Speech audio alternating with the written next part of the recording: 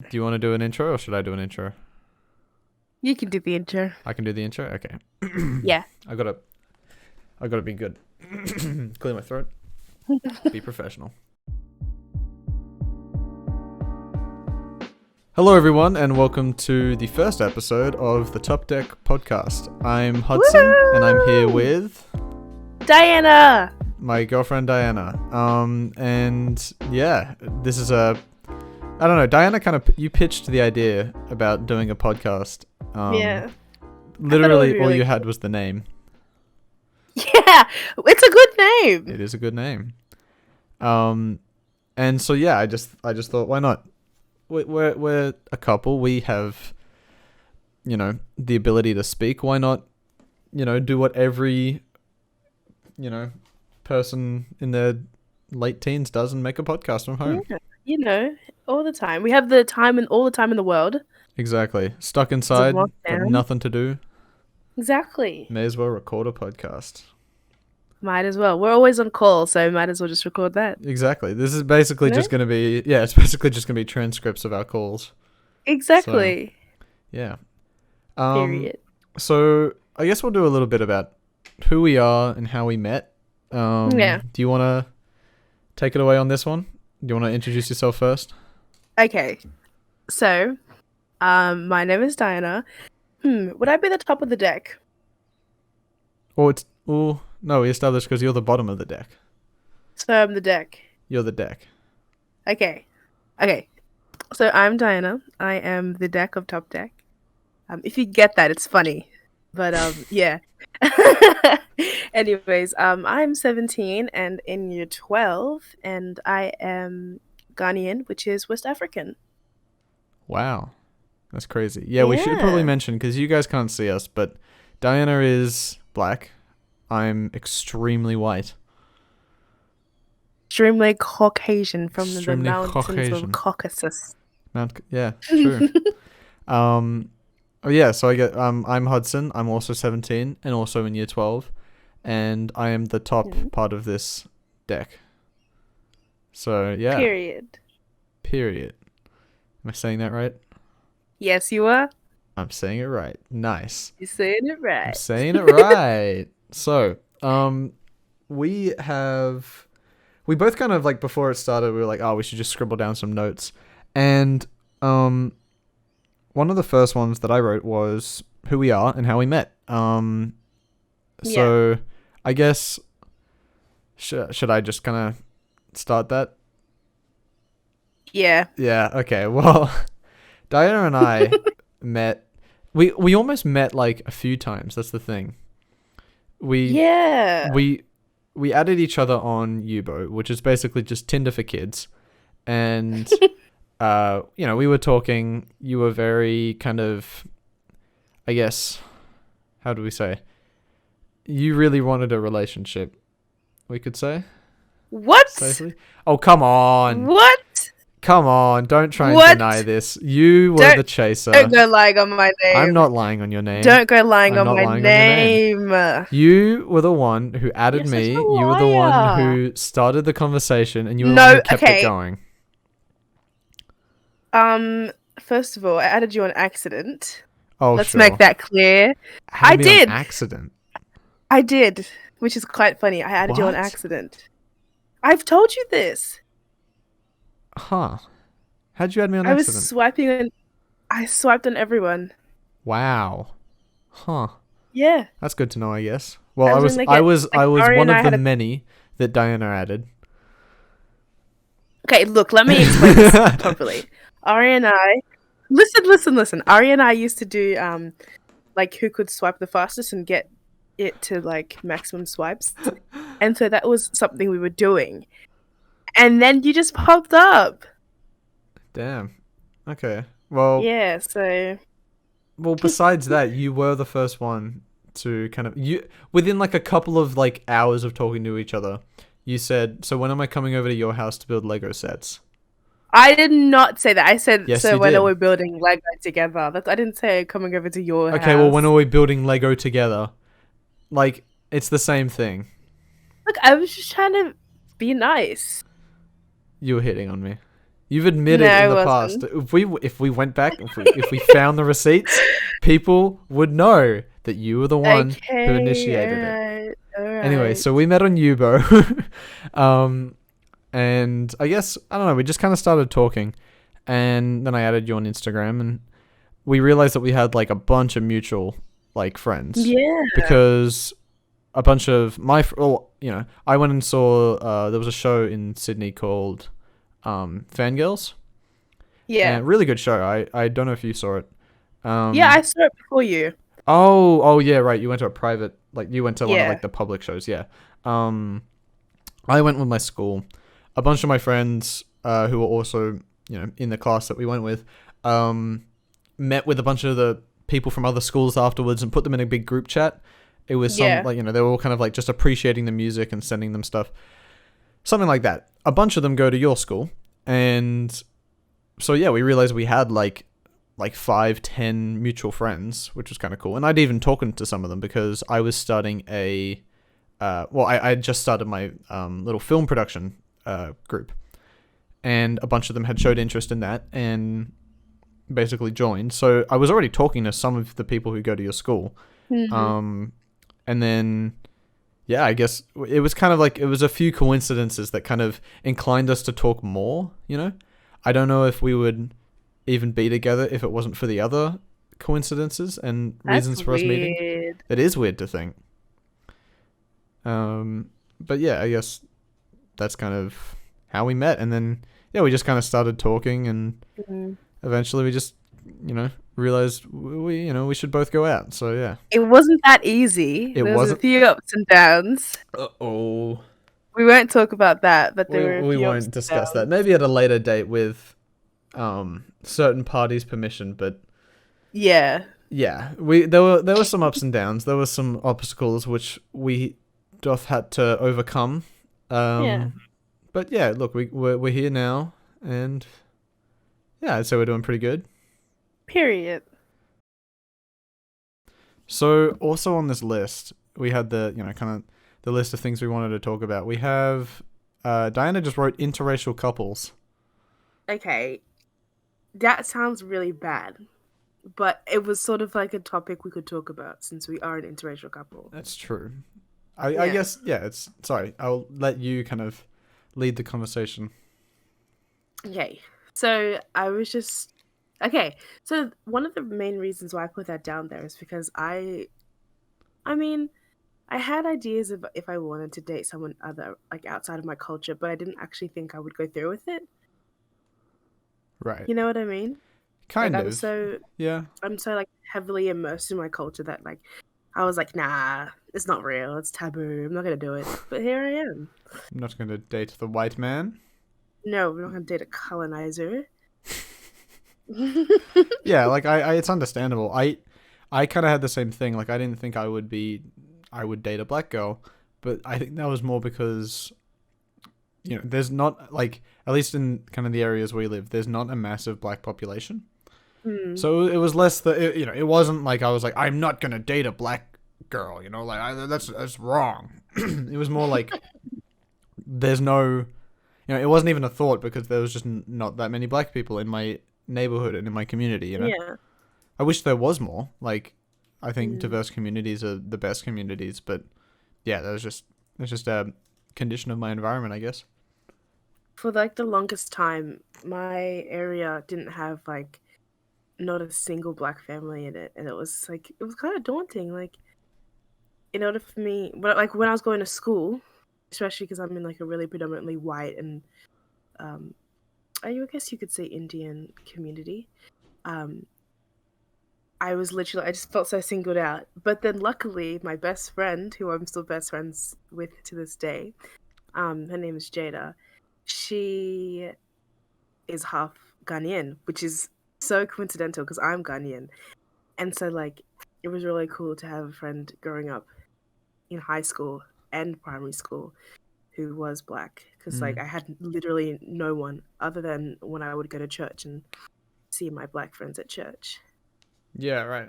I mean, yeah, I guess that's interesting to kind of see that, like, Mm. you have that sort of, I guess you would say, like, you're surrounded by that type of community, obviously, given that you go to a predominantly black church, and you have that kind of cultural connection. It's you don't really have that, I guess, with white people, do you? You don't have like white people knowing other white people being like, yeah, we're white, we're both from like, we're both from, our parents are both from like, England. I guess you don't really get that, do you? It's an interesting kind of formation of culture, I guess it's interesting to kind of think about, because there is, I guess, looking online, there is almost a stigma around interracial couples. There's a lot of like, immediately when this has come up when I've told people at my school about, oh, I'm dating this girl, and then like, oh sweet, can I see some photos? And I show them photos, and once they realize you're black, they'll like start to ask questions, that almost are like implying that I'm like fetishizing black women, like, oh, did you, like, oh, you're dating a black girl, nice, like stuff like that. Like there's a stigma around, interracial couples, and especially, I guess, a lot more towards Asian women, if anything, but especially with a lot of like, ethnic people, like they're either, if they're not dating one of their own, quote unquote, the person that they're dating is fetishizing them, Yeah. That's like a Actually, sorry, you finish. Oh, yeah, like I guess Asian women get that a lot more, like they get it intensely because of the over fetishization of Asian women in media, Yeah. Okay. What I wanted to say was, it's really interesting how so I'm just gonna use a specific example. So when black women do date outside of their race, they're not really uplifted. They're sort of like, oh, she couldn't, like, why isn't she appreciating black men? Like, oh, she must hate black men. Why this, and that? But then if you turn the tables, where it's black men dating outside their race, they're like, oh my gosh, so cute, interracial couple, hashtag couple goals. Like it's such a different like reaction. Yeah, and that, a lot of that comes from misogyny. Yeah. It's like the idea that men should be free, but women should be, stationary and settled. It's sedimentary. Like it comes from a sense of sexism. Yeah. And that's horrible. And it would suck to like think that, I don't know whether or not you've had to face that, like, but it would suck to think that you have had to. I mean, I haven't, because I've sort of had a track record of not dating. I was gonna say, I was like, what? No. I've had a track record of liking guys who are not from my race. And that's just personal preference. Yeah, exactly. And but I guess also, sorry. Let's not confuse personal preference with racism. Yeah, and like fetishization. Yeah, I guess it really comes down to more the culture. The black men that you're interacting with are also from your culture, so it's whether or not, or from like similar cultures, so it's whether or not you're, that culture is appealing to you and stuff like that.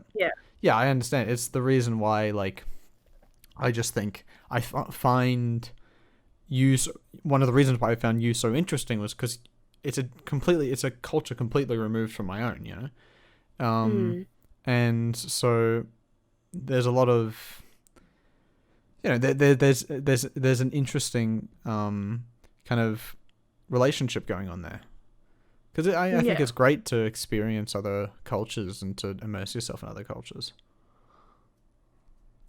I agree. Yeah.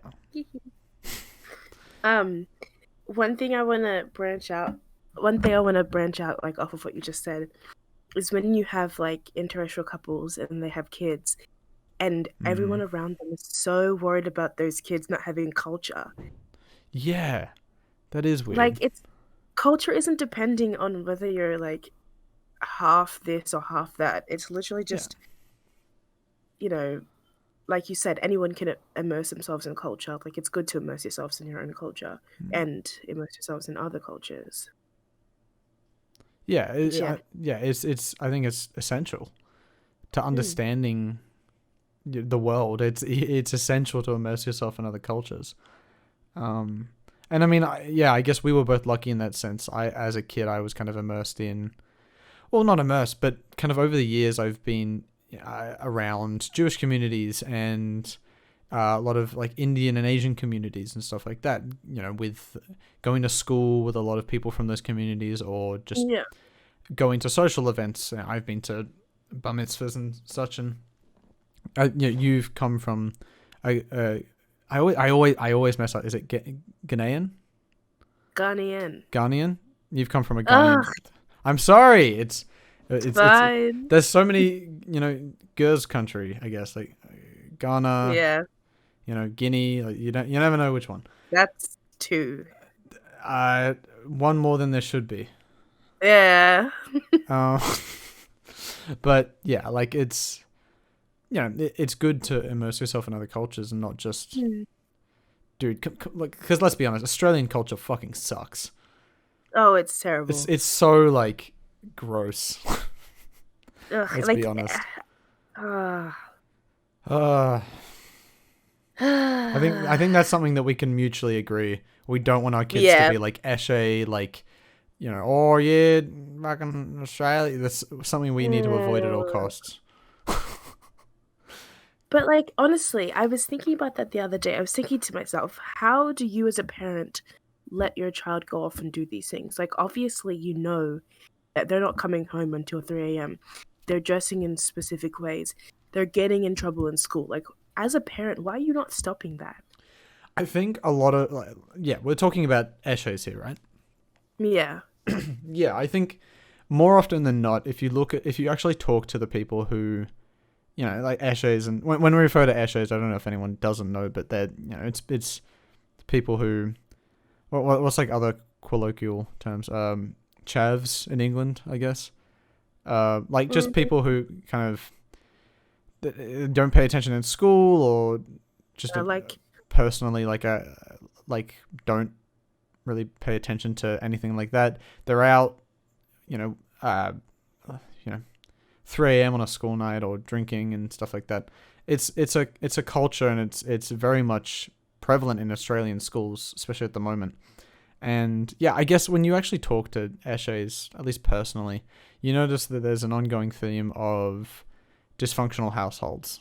yeah. Whether it's and it can be like total like opposing. There's like total opposing uh kind of structures to this. Like you do have eshays who are eshays because they've grown up in crime-ridden communities because of socioeconomic, effects and stuff Mhm. like that. Abuse is a common one, and so there's just not those same support structures for people like you and me who have been lucky enough to grow up in mostly functional families. Yeah. And they have those support systems, they have the resources to get their school done, or they've had the affection and determination of their parents to do that. On this, Yeah. on the other side of the same coin, you have extremely rich, kids from like really rich families that have access to all this money and realize that they don't really need to try at life because they've already won. And so they can just like Mm. sit back and relax. And that's more of the eshay population, especially in my school. You find out you have a lot of Same. eshays who, their parents are like lawyers or stockbrokers or something like that, and they just rake in the cash. And so these kids have like 3 iPhones, and like all this money that they can spend on drugs and alcohol, and it's a completely different environment. And yeah, they don't have to try at life even because they've already won it. So they don't have to try in school. They don't have to attend. Their parents can get them out of almost anything. It is interesting how those kind of cultures and little niche groups are formed.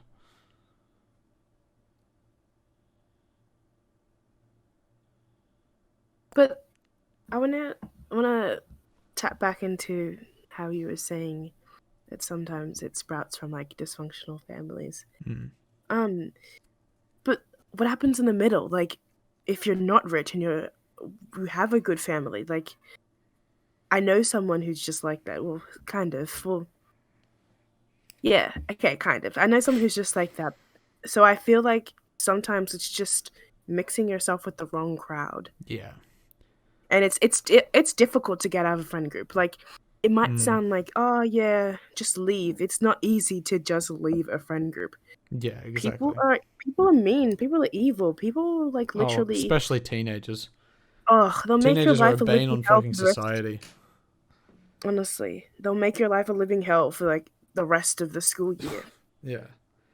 Yeah, and I guess a lot of that comes from, I guess, as parents. I mean, who are we to say? But this is really just coming from the view of, I guess, teenagers have to, share classrooms with these type of kids.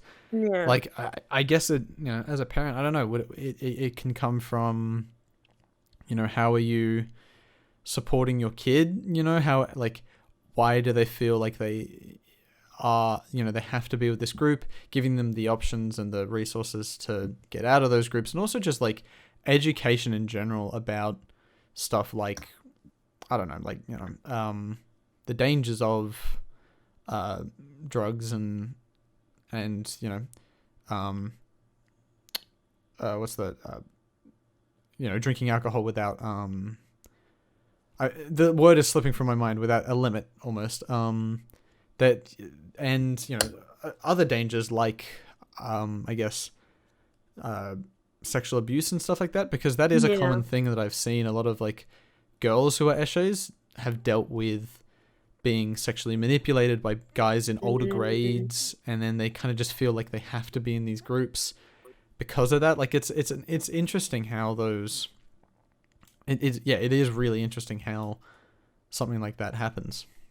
Another thing on that is that they're sexualized from a really young age. So like they're known as the pretty one, so then they're kind of forced to be popular, and they're kind of forced to do all these things because they're not going to just waste their attractiveness. Yeah.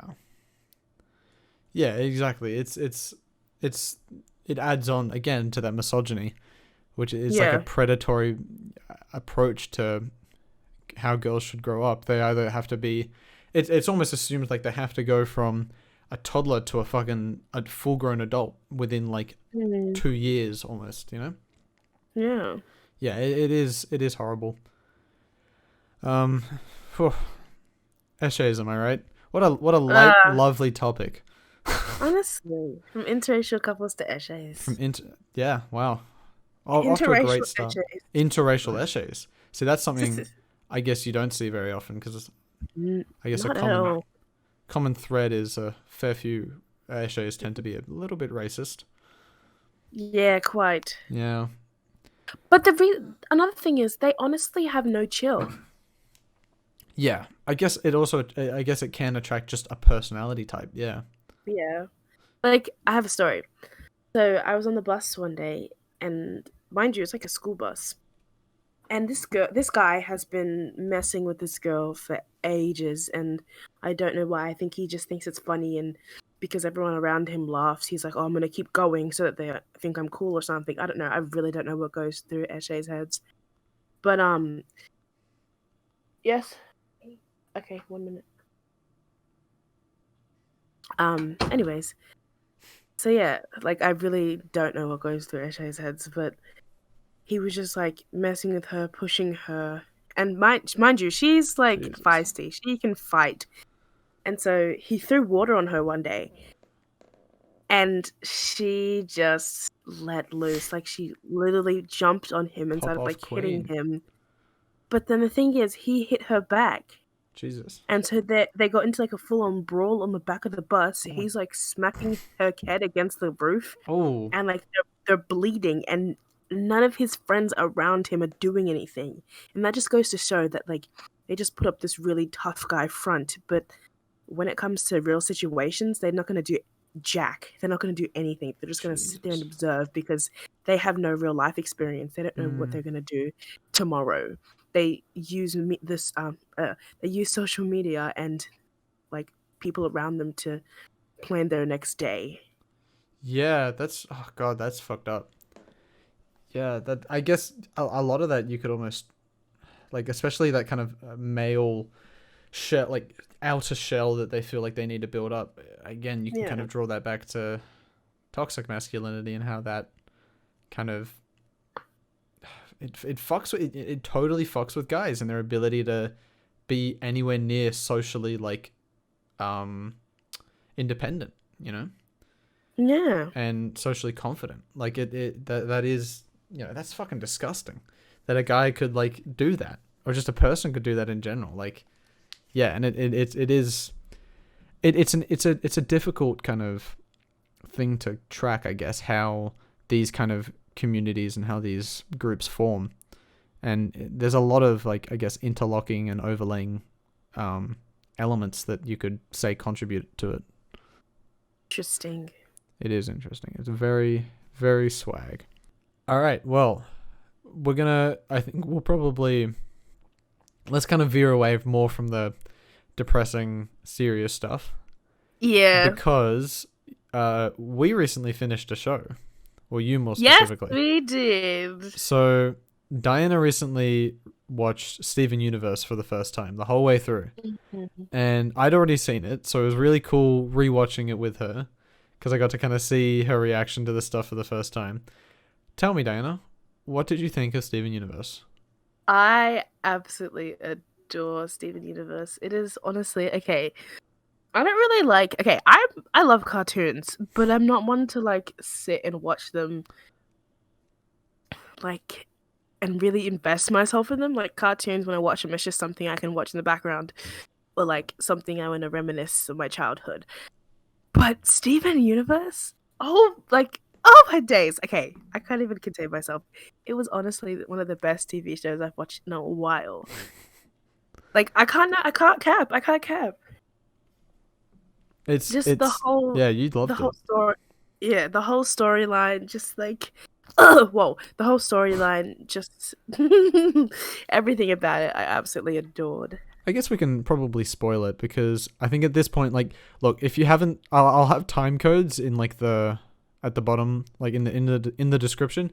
If you want to skip ahead from the Steven Universe spoiler discussion, just have a look in the description, I guess, and you can skip ahead of this little discussion, because if you haven't seen it already, like seriously, it is watch it. So worth your time.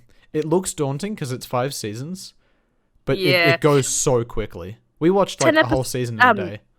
10-minute episodes, 12-minute episodes. Yeah, exactly. Super short, super fun, like hilarious show. It's really funny. So yeah, if you haven't seen it, skip ahead, give it a watch. But yeah, I guess we can kind of talk about it with spoilers. So I am curious, because you saw it for the first time. And I mean, it's been a while. Like I watched the show years ago, kind of when it was first coming out. So I had these long, week-long breaks in between episodes, and there were, I would stop watching for like a month and then come back, and there'd be a few episodes. I'd be like, oh, I can watch these. It lasts you 40 minutes. Those like few episodes. So like, what was your experience kind of watching it all together and seeing these new kind of, how it, was the story paced well, do you think, for a show that you binged? I think, okay, from the season 1 to 4, paced so beautifully. There were some good action, action episodes, and there was some cute little filler episodes. Season 5 was good. It was immaculate. But there were just too many filler episodes. But I guess it's just so they could take a break. Like, Steven is a 14? I think at that point in the show he's 14, yeah. Yeah. He mentioned he was 14. He's this 14-year-old who's been literally gallivanting across the galaxy. He doesn't go to school. Like, it's going to take a toll on him. So I guess, even though he is a fictional character, it really shows that sometimes people still need to take breaks. Like, they can't just be throwing themselves into action every day. He's still a little human boy, Yeah. But yeah, it was paced beautifully. I was so like, I was so invested. I couldn't wait for the next episode, and luckily, I had the next episode ready to go. All 5 seasons. Didn't have to wait a week. Well, yeah, we watched. We remember we watched like I think episode 25 was what episode? It was one of the last episodes of season 4. We watched from that episode until like the second last episode of season 5 in a day. Yeah, literally. We watched an entire season in a day, which wasn't healthy, but yeah, but it was like an hour and a half. Yeah, it was. I mean, it went by pretty quick. It didn't take an hour and a half. We went from like 10 to 5 that day. Yeah, because that's when the episodes started to get a bit longer. But yeah, going back to what you were saying about pacing and the filler episodes. This is something we disagree on, I think, because I really like a lot of the filler episodes in season 5. I feel like filler episodes in the previous seasons, there are so many of them. You know, you have like even some of the first episodes, like I don't know, there's just some episodes that I really feel like I can skip. There's that episode where Sadie becomes like when she first becomes the pop star, you know? No, you can't skip that. Because that's her character development. That's okay, that's true. I think that's the thing. Wait, hold on. Okay, because this is why I like the filler episodes in season 5. All of them serve a character purpose for Steven or one of the main characters. The only thing I don't like about the filler episodes is they focus too much on Sadie and the killers. There's like 3 episodes devoted to that. And it's like, doesn't seem like a super important plot line in season 5, you know? I guess. But yeah, I do actually, that was a bad example. The Sadie episode where she first becomes where she first does the singing at the talent show, that's an important episode because it also introduces her mom. But I just think there are some episodes where going back and rewatching it just doesn't feel necessary to watch. Okay, what I wanted to say about the Sadie and the Killer episodes, that it was a perfect circle because during that time, that's when Lars was in space, and her whole character has been by his side. So she was practically lost without him. And so now that she's become Sadie and the Killers, and then in the end, like not in the end, and then that bit where Lars is in space and he's like, oh, she's forgotten about me. Like it really shows their love for each other. So I think that was a really good episode, that trilogy of episodes. No, I agree. Actually, that's a good point. I think what I would have liked to see more is to have those episodes happen at the same time. So to have like 2 or 3 episodes where it's jumping back and forth between Lars and Sadie, and it's showing their personal development like as individuals, but how much it's correlating with each other, you know? You have Lars becoming more dependent on others while Sadie is becoming more independent, you know? Like in a positive way on both sides. Like Lars is becoming, you know, he's growing his ability to work with people and understand those the off-color gems, and Sadie's learning to become independent and do things without Lars. I think those episodes would have almost been better fused together. Somewhat. Like I think there's like you could do like some cool like even stylistic things, you know? Yeah, like a side by side type beat. Yeah. I think that's more why I don't like it. Feels like those filler episodes could become there's like 5 filler episodes that could easily become like 2 joint filler episodes. And that's when the filler episodes get really annoying. But yeah, I do think that season 5, the filler episodes are more.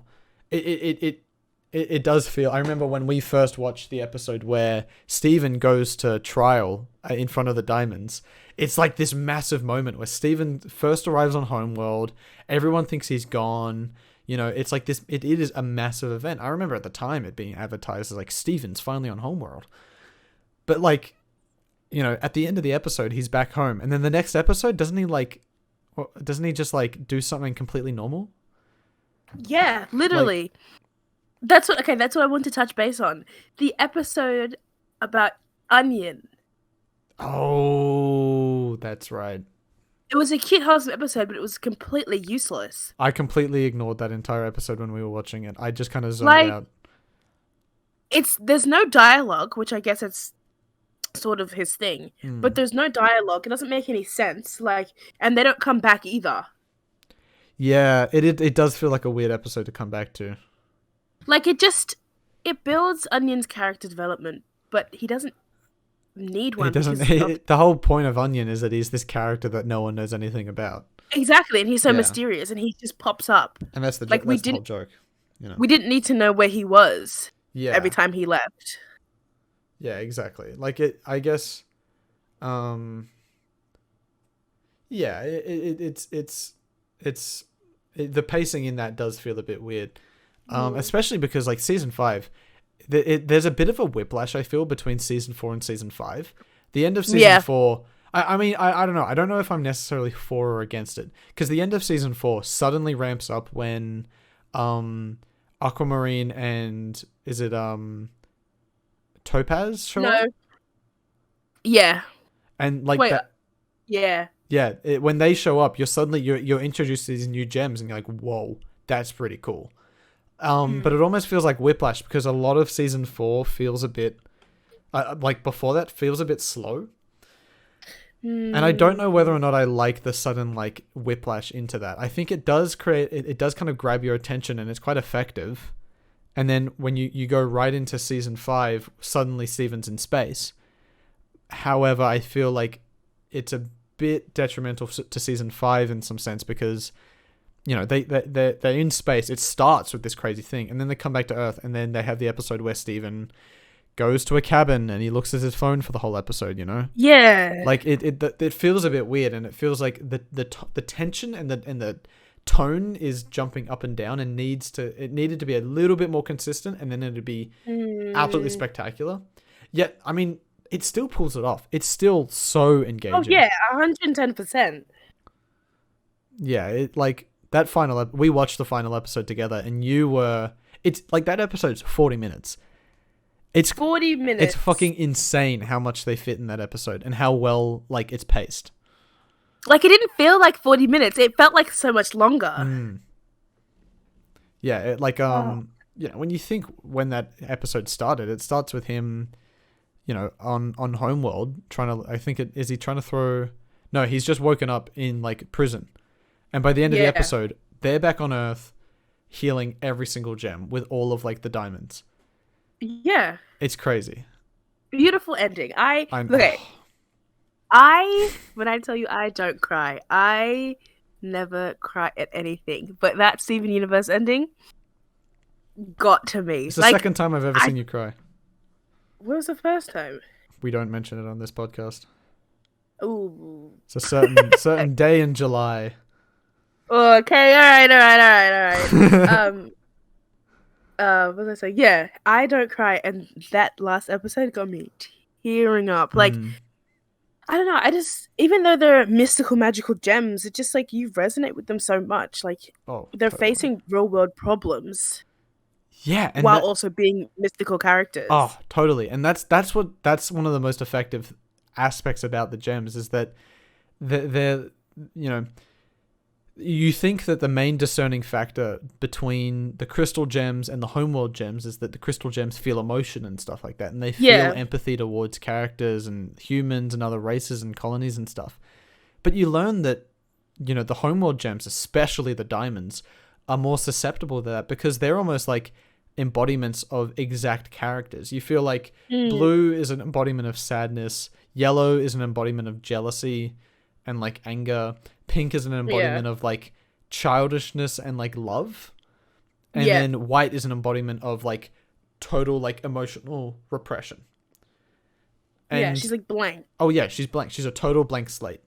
And like that's what's so effective about, you know, kind of that reveal as you get to know these diamonds. You know, you're especially when remember when Peridot first calls Yellow Diamond, and she's like super, you know, harsh and stern, and she barely says anything like that's not emotive or angry, and you're like, damn, these are authoritative, unemotional figures.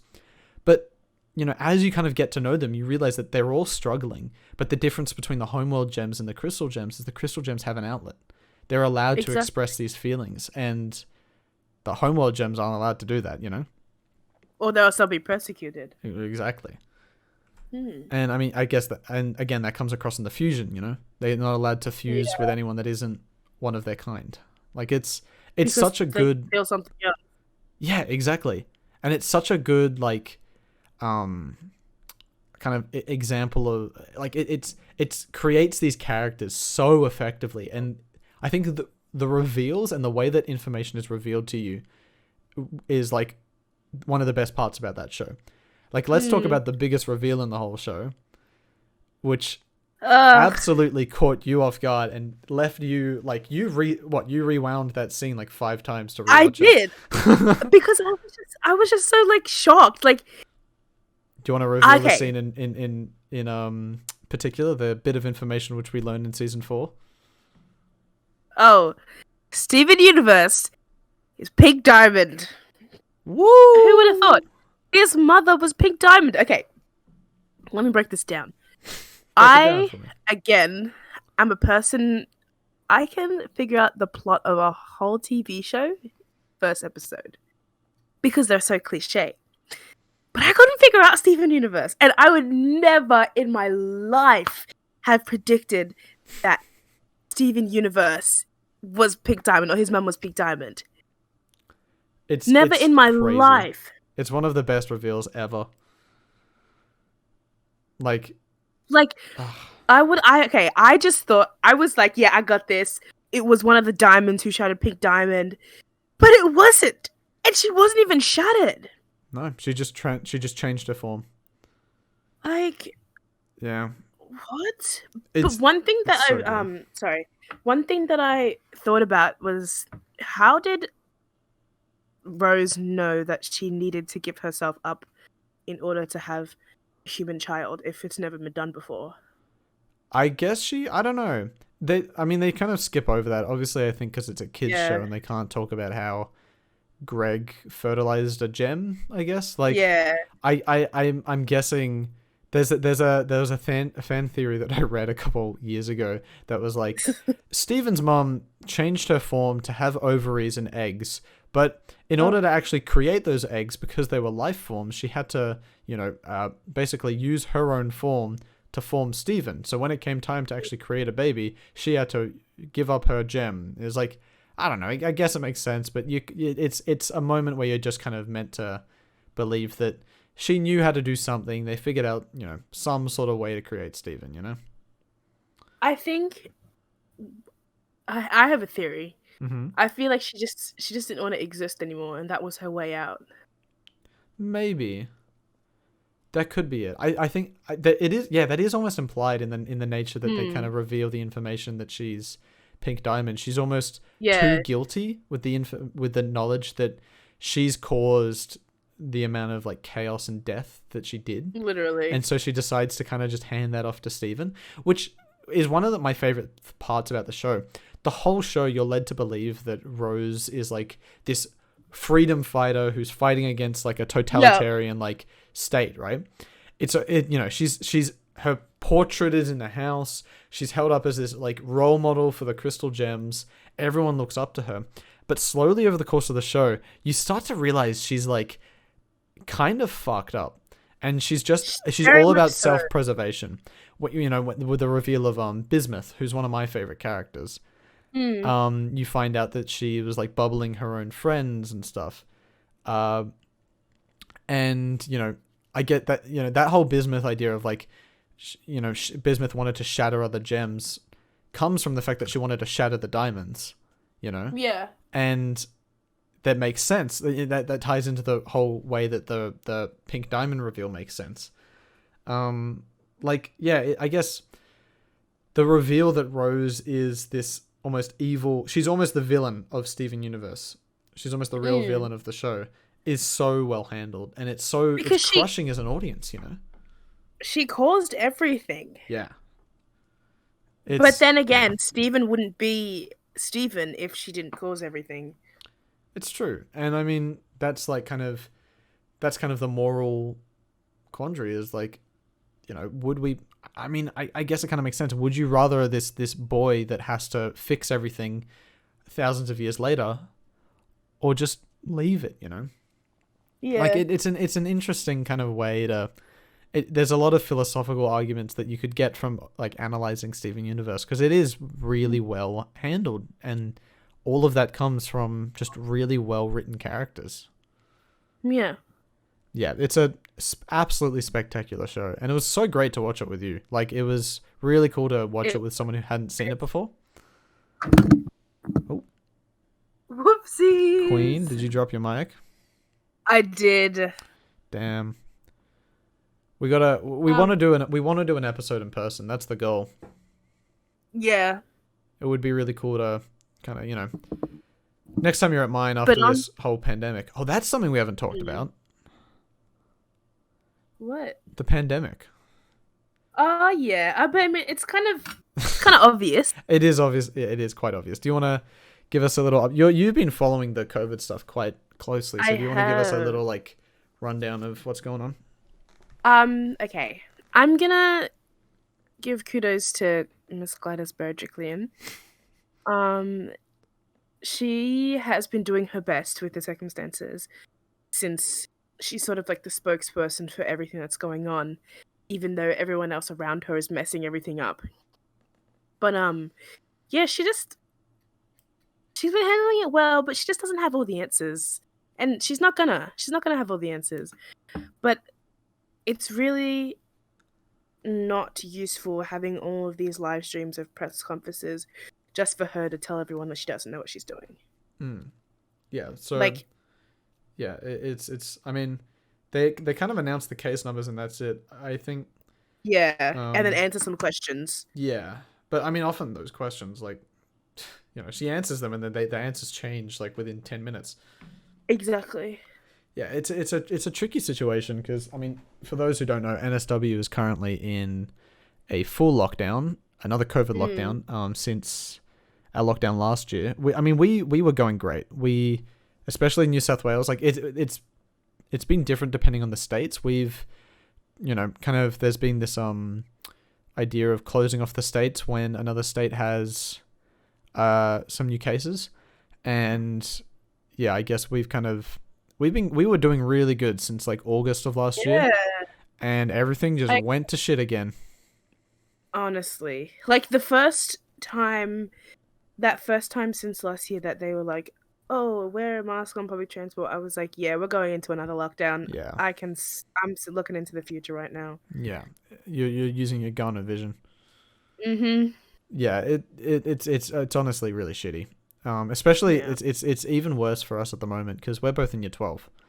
We have, this is our last term of high school and we're starting it in lockdown, online. It sucks. It's the worst. And there's talk that it might continue for another month. Yeah. Like, we don't know whether or not, like, we might only be coming out of lockdown the end of August. Because the way that these cases have been spiking, like... How many were there yesterday again? It was like... 112. Fuck me, that's insane. And today it was lower, 89. But that's still in the high 80s. Oh, God. Yeah, we're fucked. And we're almost reaching 1,000 cases in about 4 weeks. Not even 3. So, yeah, like, it's looking, we both do drama. You're exceptional at drama. And we are, you are great. You know it. Own up to it. No. Yes. Okay, fine. Whatever. Good. But yeah, I mean, you're like, they might cancel our group performances. Like, that's looking like that's what's going to happen. So, not fun. Not fun. Not fun at all. Yeah. I guess, yeah, it's one of these situations where we really have to play it by ear. The worst thing that kind of happened last year was when people kept trying to be like, oh, it's at the end of this month, it's at the end of this month, because we just kept letting ourselves down, I think we just got to make do with what we got for now until they get something under control. Until Friday, yeah, that's true. Yeah, so Friday is the day that we get out of lockdown. Yeah. But I don't think that... Look, it'll be nice to be out of lockdown by Friday, but... We had 86 cases today. That's not going to happen. 89. 89. There's no way. There's no way we are getting out of lockdown by then. And there are still people out there walking around with COVID. I know. There's like, every day you see like, 89, cases. 33 of them were in the community or something, you know? Like how many people are still out in the community with COVID? Honestly. Like how many people were walking about shopping centers still? It's absolutely ridiculous. Did you hear about that man who went to IKEA?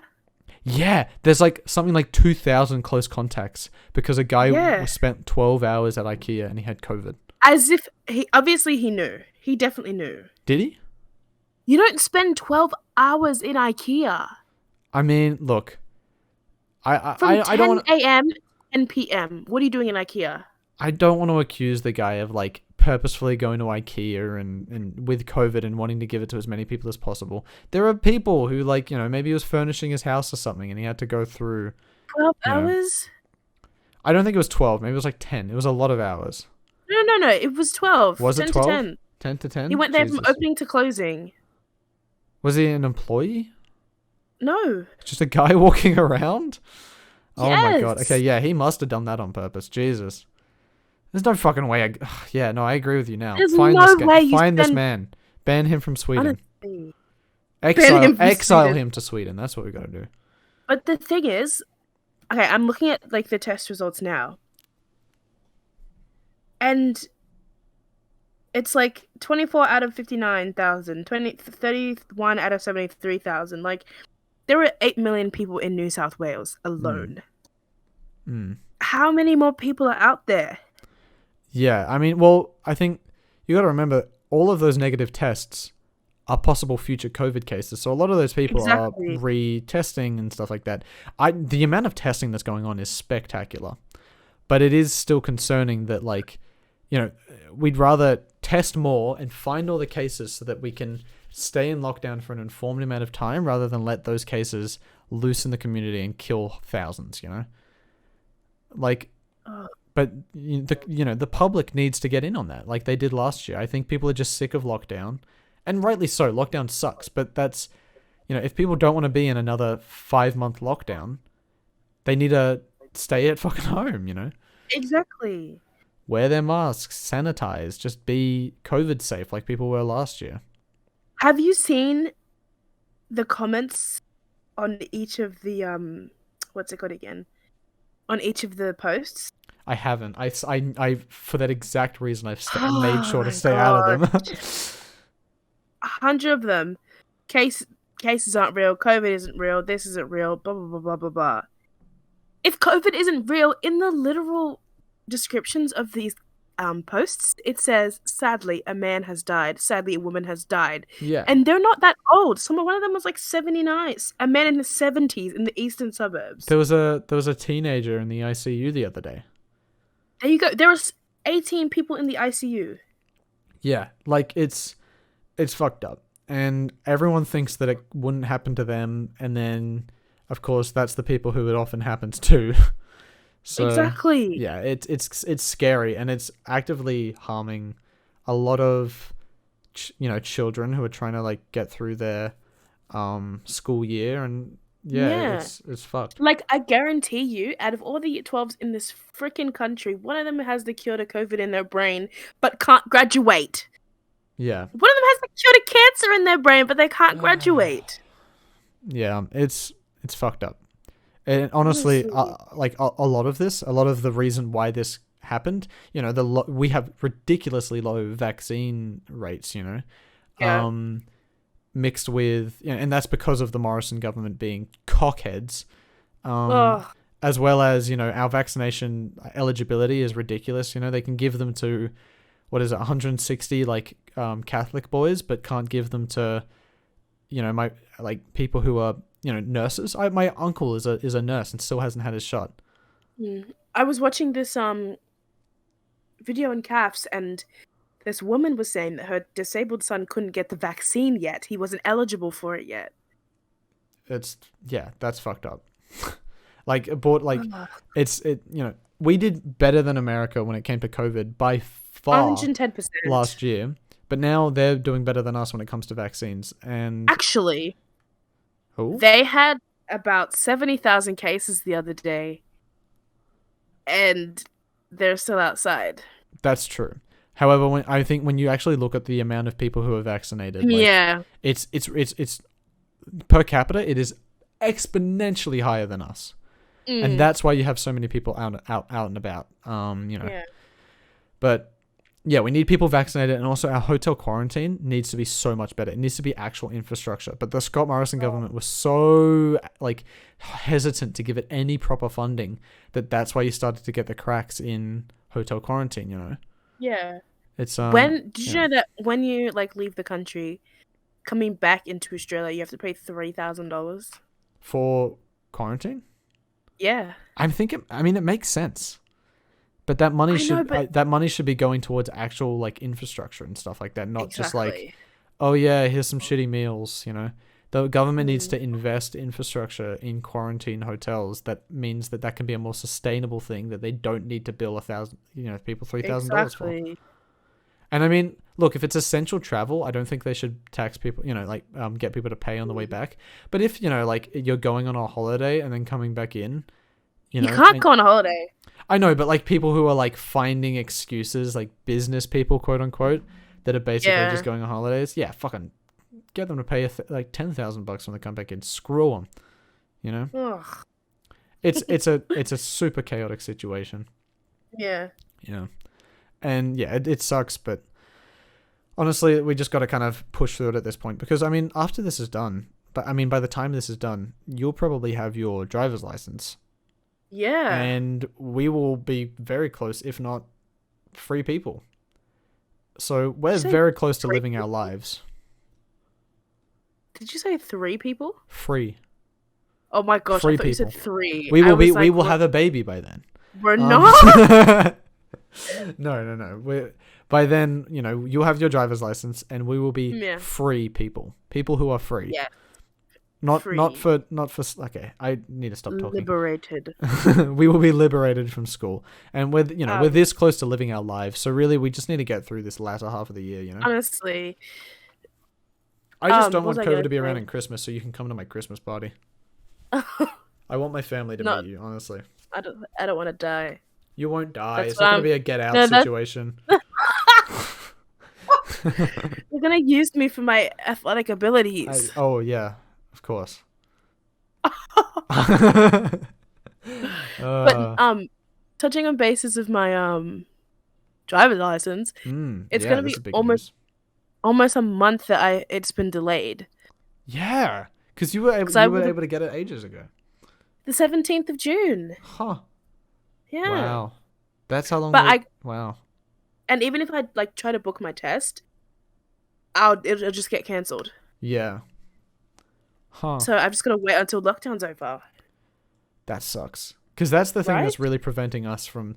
Because we live like, we don't live that far away, but it's the way that the transport in our areas is designed. You have to basically loop around to get to me, don't you? You have to go you have to horseshoe around almost. You have to do like a full circle. Literally. Before you can get to mine.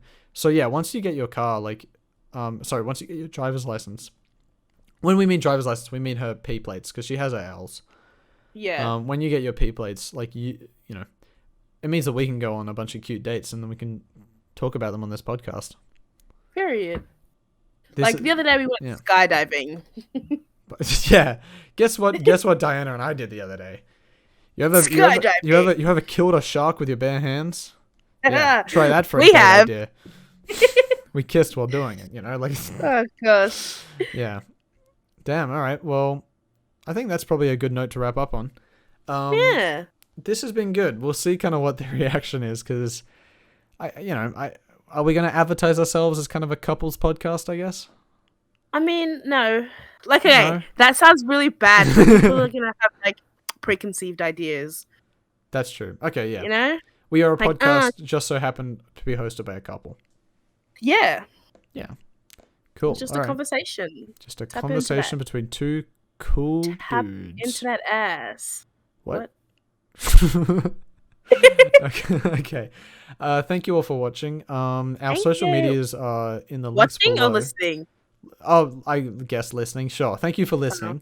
Also, social media links, he's going to put them in the thumbnail. I will, in the thumbnail. Oh, in the description. That's where our social media will be. All right. thank you all for listening, and we'll see you next time. Bye. Bye.